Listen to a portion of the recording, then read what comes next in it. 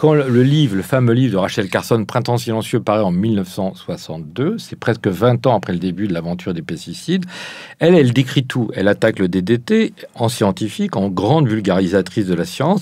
Elle est préfacée par des autorités scientifiques. Le livre est impeccable et il dénonce les pesticides. On sait depuis cette date avec certitude, le livre a paru en 62, donc ça fait 57 ans.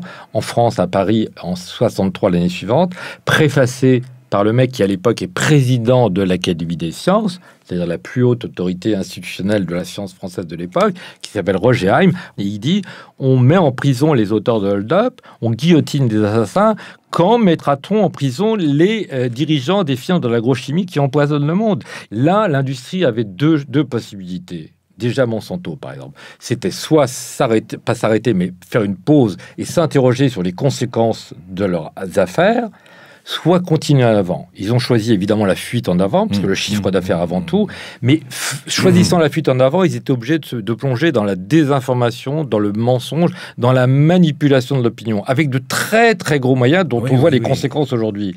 Les pesticides sont le problème, ils ne peuvent pas être la solution.